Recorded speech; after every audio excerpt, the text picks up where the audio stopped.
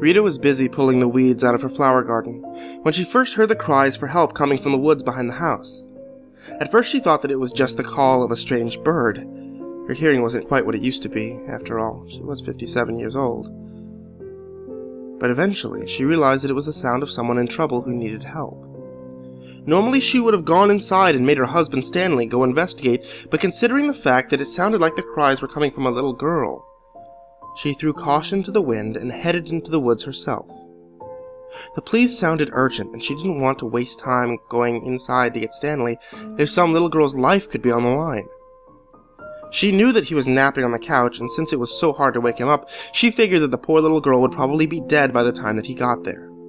She walked into the woods and headed toward the direction that the cries for help were coming from. Even though she and Stanley had lived near the woods for several decades, she still didn't know them very well, and so she started to worry that she would end up lost. The fact that she had a horrible sense of direction didn't help either. More than once, as she trekked deeper and deeper into the woods, she considered turning around and heading back into the house, taking her chances with waking up Stanley. But every time she heard the sheer terror in another of the girl's cries, she forced herself to keep moving forward. She walked for several more minutes and felt a little better about things once she noticed that the girl's pleas were getting louder, which meant that she was moving in the right direction. She only hoped that she would be able to find the way out of the woods later. Having to spend the night lost in the dark, creepy woods didn't sound like much fun to her. And after making her way through a thick patch of trees, she came across a sight that elicited a loud gasp.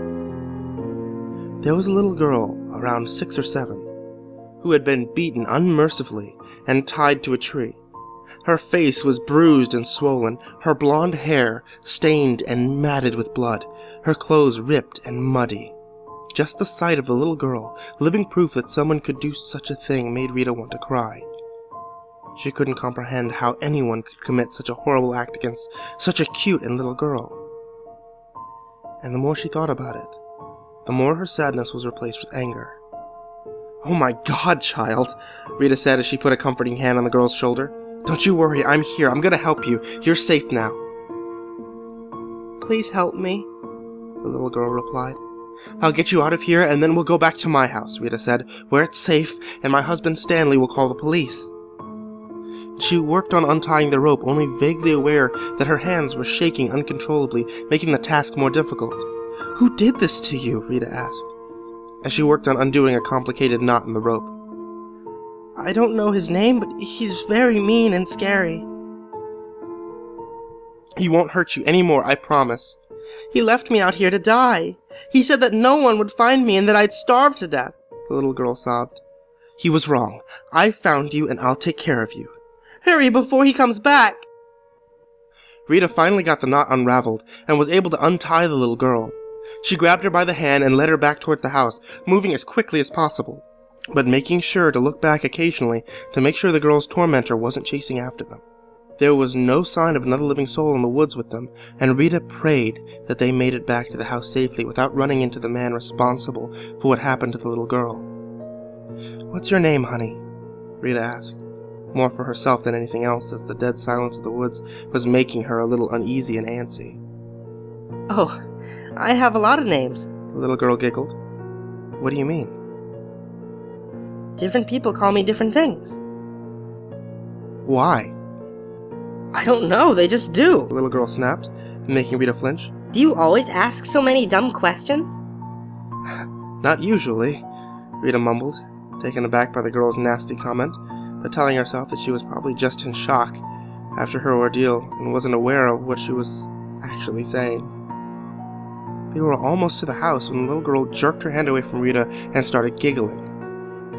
Something about the way that she was giggling made Rita uncomfortable, made her skin crawl. She couldn't quite explain it. She knew the experience the little girl had was traumatic, but still, there was something about her standing there giggling that she just didn't like.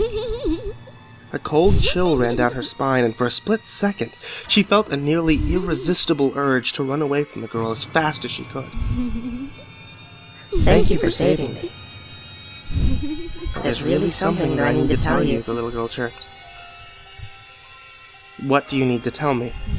Rita croaked, turning to face her. I was tied to that tree for a reason.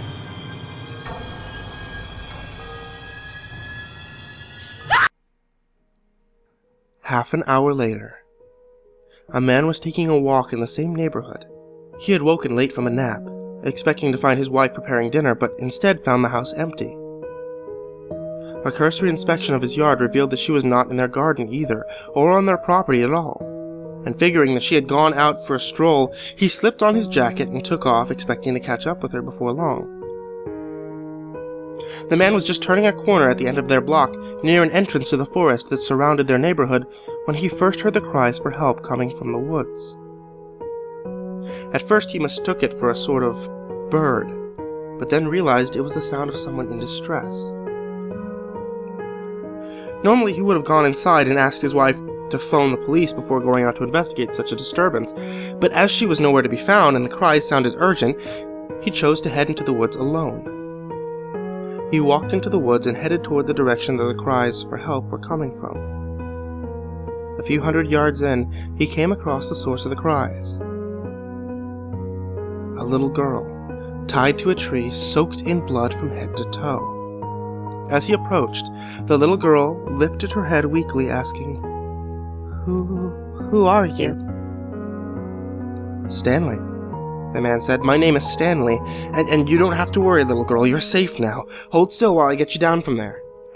Stanley wasn't exactly sure, but he thought he saw the little girl's lips part into something like a grin. Her teeth showed when she smiled, though they were obscured by the blood in her mouth. He smiled widely as he undid the knot in the rope.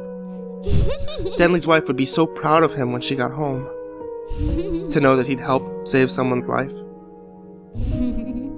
He couldn't wait to tell her.